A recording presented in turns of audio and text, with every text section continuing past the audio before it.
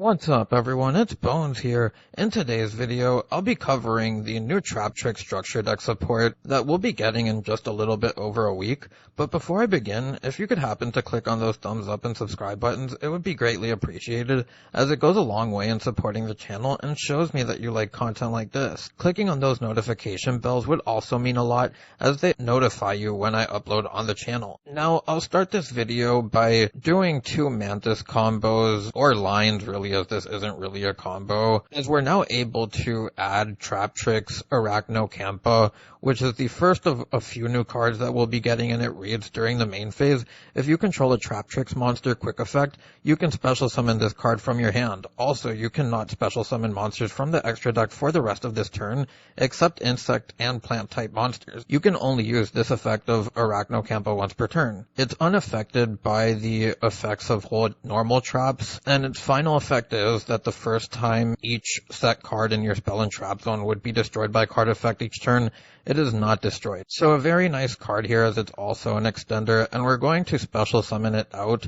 and this will give us our one card Rafflesia, which funny enough, Traptrix have never really had within their own archetype outside of the one that revives from graveyard, but it needs setup. So that's why I'm just adding this one in to show that you can do that. But now I'm going to show off the second way that you can take this combo with just Mantis. Second combo, we're going to normal summon the Mantis again. We can get our Arachnocampa, and from here we can now go into our Sarah so that we can activate the Arachnocampa from hand, and this will also trigger the Sarah, which will be able to get us into a trap hole, and we'll get another new card here, Taya, and this one reads, special summon this card in defense position as a normal monster, plant earth level 4, 400 attack, 2400 defense. This card is not treated as a trap. You can banish this card from your graveyard, then target one Traptrix monster in your graveyard, special summon it. You can only use one Traptrix Taya effect per turn, and only once that turn. You can activate this card the turn it was set by discarding a normal trap.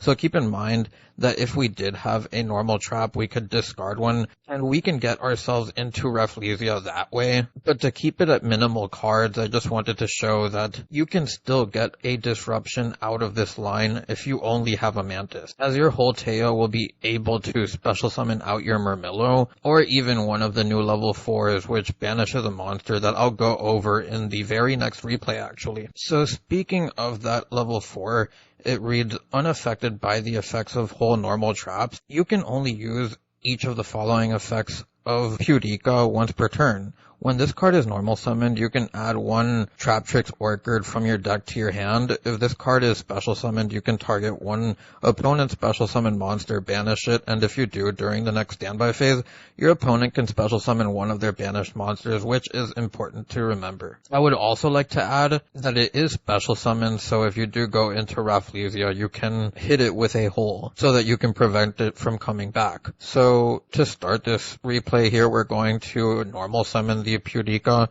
and this will allow us to get into our Traptrix Orchid, which is a field spell, and during your main phase you can normal summon one Traptrix monster in addition to your normal summon set. You can only gain this effect once per turn, so it's basically double summon, and the first time each of your insect and plant monsters would be destroyed by battle each turn, they are not destroyed. You can banish one monster you control, special summon one Traptrix monster from your hand or graveyard. You can only use this effect of Orchid per turn. So we'll be making good use of that double summon as we have the Mantis in hand, but first we're going to go into the Sarah, as we're going to activate the Orchid now, normal summon the Mantis, and then from here we can use the Mantis effect, which will also prompt the Sarah, and this will get us into a trap, and again we're going to be getting the Taya for all the trap hole cards that we could get here. It depends on what you want to get in the situation that you're in, but for these replays I'm just always going to get Taya. As you see, we add the Arachnocampa to our hand, and then from here we're going to activate the Arachnocampa, and now we're able to go into a Rafflesia,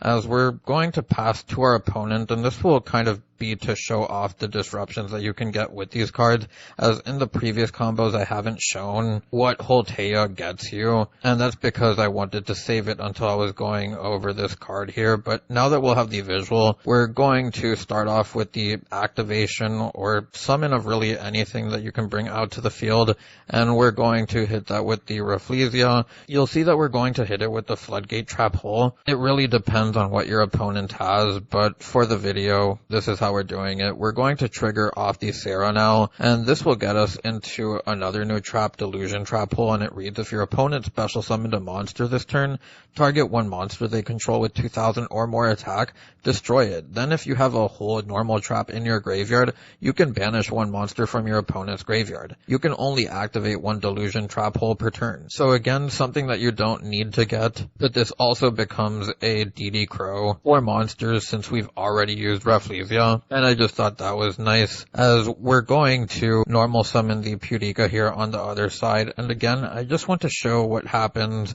when you activate the Taya now, as this is going to trigger off both Sarahs. The opponent gets a Chainlink 1 because they are turn player.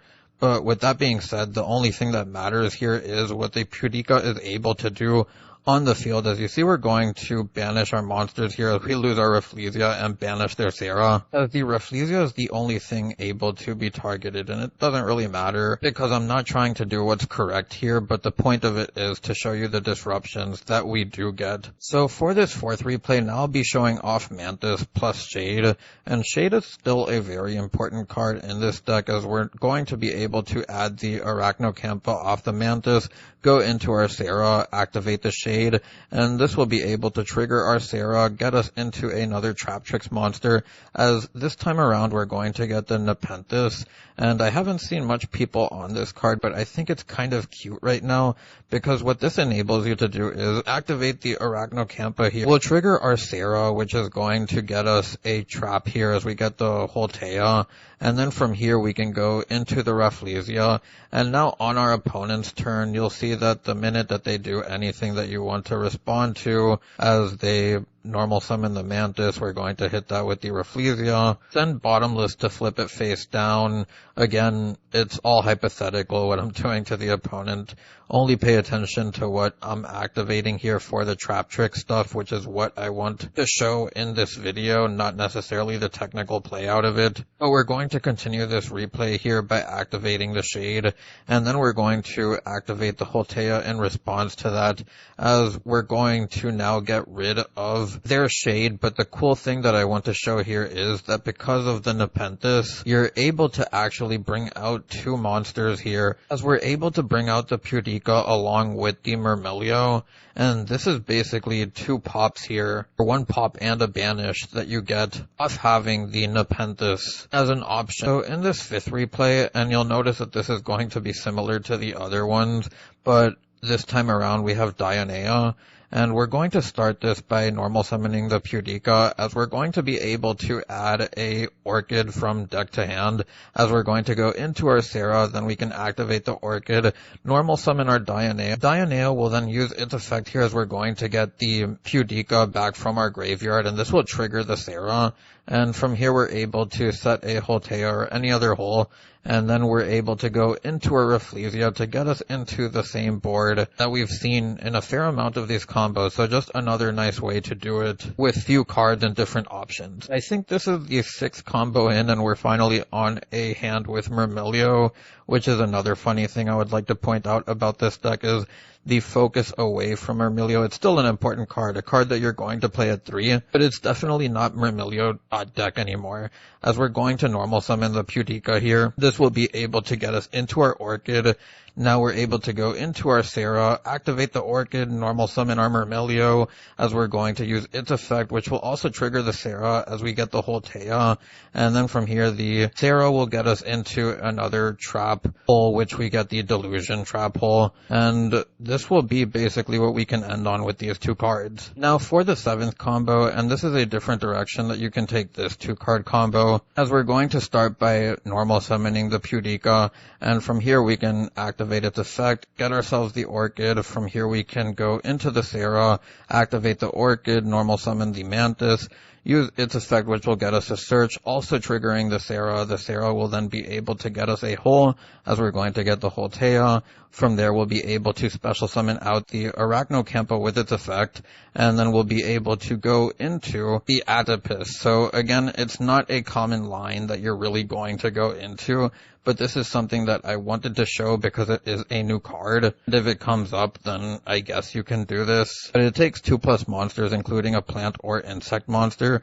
This link summoned card is unaffected by trap effects. Traptrix monsters you control gain 1000 attack while you have a normal trap in your graveyard. Once per turn, you can target face-up cards your opponent controls up to the number of insect and plant monsters you control, negate their effects until the end of this turn. Then you can banish one normal trap from your graveyard, and if you do, destroy one of the face-up targeted cards. So nothing huge there, but it's still something I wanted to show. On to the 8th combo, and this time around we'll have the Pudica along with the Shade, as we're going to normal summon the Pudica here, and we'll be able to activate its effect, which will get us the Orchid. Then we'll go into the Sarah, activating our Shade now, which will trigger our Sarah, getting us into a Traptrix, as we're going to get the Murmillo. It's going to activate because it's mandatory, and this will be able to trigger the Sarah, as we're going to set the whole Taya here. Then we can go into our new Exceed monster. I'm just gonna call it Ping, and it takes 2 level 4 monsters. While this card has Exceed material, it is unaffected by trap effects and by activated effects from any other monster with the same type as any of those materials. You can only use each of the following effects of Ping once per turn. You can detach one material from this card, add one Traptrix monster from your deck to your hand. If a monster that is owned by your opponent is sent to the graveyard or banished by a card effect, you can attach one of them to this card as material. And there's another cool thing that I want to show with that last effect in the end, but for now we're going to make use of its Rhoda effect, as we're going to get ourselves the Dionaea. The Orchid will be able to give us the extra summon to bring out the Dionaea, and this is how we'll get a second rank 4, as we're going to bring back out the Murmillo or the Pudica, whichever you want to. And from here we're going to go into our Rafflesia, ending our board with Sarah, the new rank 4, along with Rafflesia, whichever hole that you set. Ultimate combo, I'm going to start with very familiar cards, as I do want to feature the new cards the most here, or these structure decks, so that you know how to use them. But we're going to start this hand by normal summoning the Pudica. We can then grab ourselves the Orchid, and from here we'll be able to link away into our Sarah so that we can activate the Orchid here. Then we can normal summon the Mantis. The Mantis will net us a search for the Arachnocampa here, as we're now going to trigger off the Sarah. The Sarah will get us into a hold as we get the whole Taya, and then we're going to activate the Shade Brigandine, which will trigger off the Sarah. And from here we'll be able to get into another Traptrix monster. It doesn't matter which one you bring out here. I'm just going to bring out the Nepenthes.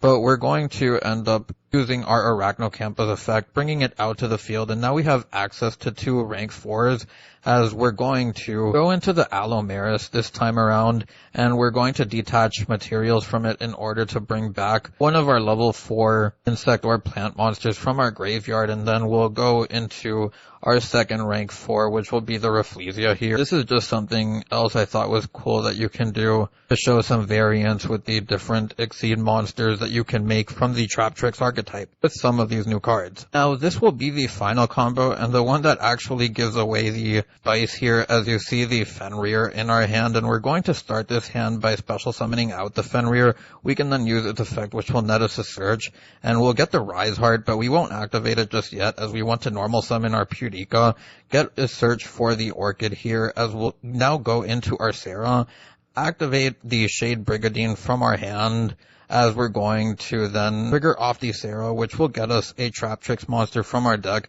We're going to get the Murmillo so that the mandatory effect can activate, and Sarah can trigger off here, as we're going to get ourselves a whole Taya or any other trap hole that you need. But from here we're going to go into the new rank 4 Ping, and we're going to use its effect to net us a search here, as we're going to get the Dionaea.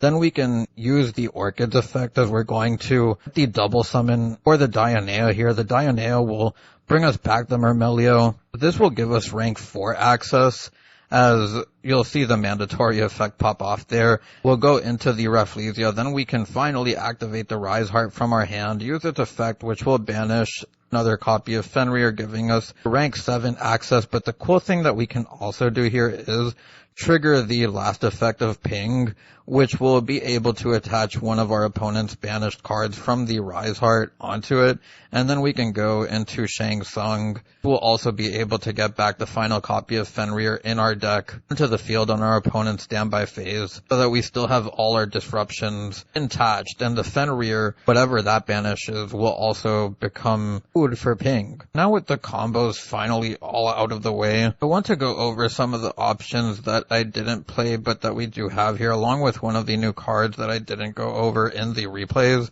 and that's Traptrix Allure. And you can discard one level 4 insect or monster, or one normal trap, draw 2 cards. You can banish this card from your graveyard, then target one of your banished level 4 insect or plant monsters, or one of your banished normal traps, place it on the bottom of the deck. You can only use each effect of Allure once per turn, so I do think that this would be better in a combo plant type deck or insect, not a card that I would really play in Traptrix. That being said, I'd like to think that a lot of the stuff here is self-explanatory with the 3 Myrmilio and the 3 Mantis.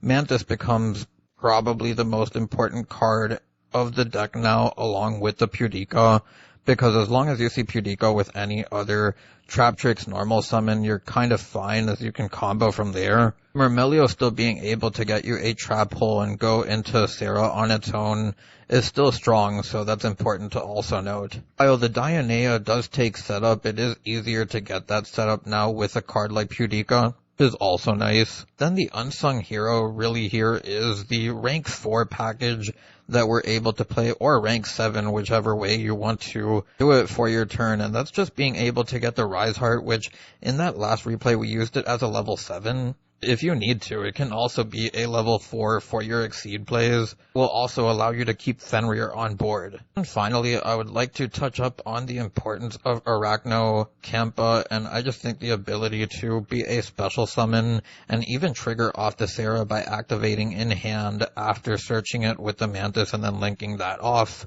Definitely a great thing for the deck, especially when you have a field spell that allows a double summon via the Pudica, so that's always nice. And lastly, Taya, I can't speak enough good things about this card, and the reason is because not only is it a level 4, but you have to consider the fact that you can activate this at any time, which allows you to trigger off your Sarah on your opponent's turn whenever you want, and I think that is extremely important for this deck, which makes it great support in my opinion, this archetype. And onto the options, we have the Heavenly Prison here, which you can still play, but the only reason that I'm not really playing it is because Taya also changes how you approach this deck with the 3 shades. You also have to consider that Evenly and Imperm can be hand traps. The real back row cards that you're playing are the Delusion, Gravediggers, and the Floodgate Trap Hole. As this becomes more of a mid-rangey deck, Lose to Lightning Storm feeling is kind of starting to leave it, in my opinion, even though it can very well still happen. And another card I've seen see play is Vessi, and this one I only didn't put into the deck list because I wanted an extra copy of the Dionaea, while also playing 3 copies of Pudica. I feel these cards are a lot stronger now, and I don't want to play less than 2 Arachnocampas either, as this is strong for follow-up. You happen to have the Mantis. The rest of these cards are really format calls, as you see stuff like Anti-Spell and the Solemn Judgment stop you from losing 2 back row decks, as we also have the Strike, the Destructive Daruma Karma Cannon, which is another option. Then we have 2 more holes, which I show just as other things that you can play if you want to play around with the whole lineup, or even add more to it. Outside of that, I think the only thing else I would like to add is how you're actually able to play Shifter in this deck as well, so that's always a bonus. Your new rank 4 even benefits from the banishes. With all of that out of the way, I'll finally get onto the card by card. We have the 3 Myrmilio, the 3 Pudica, the 1 Rise Heart, the 3 Fenrirs, the 3 Mantis, the 2 Dionaea, the 2 Arachnos, the 3 Shifter, the 3 Prod of Prosperity, 1 Nepenthes, the 3 Shade, the 3 Imperms, the 3 Taya, the 1 Orchid, the 1 Delusion, the 1 Gravediggers, the Floodgate, and the 3 Evenly to round out the main deck. Onto the extra deck, we have Asa and Link Spider. The Link Spider is here for Shade Brigadine, and it can also get you into Asa, which is nice because you're able to snatch your opponent's Fenrir and stuff like that. We have the 3 Sarah, which is still a mandatory 3 of for the Traptrix deck. It's a great Link 1 for a control strategy. Then we have the 1 Kularia, 1 Atypus, which is still a testing mode thing. I don't know if this is something I want to keep. We have the Allo, Rafflesia, the Ping, the Dweller, the Baguska, the Shang Tsung, the Arise Heart, along with the Zeus to round out the extra deck. Anyways, that's all I have for today's video, and if you made it this far, I thank you so much for watching and I hope you enjoyed. If you have any suggestions, feel free to leave them down below. It's Bones, signing out.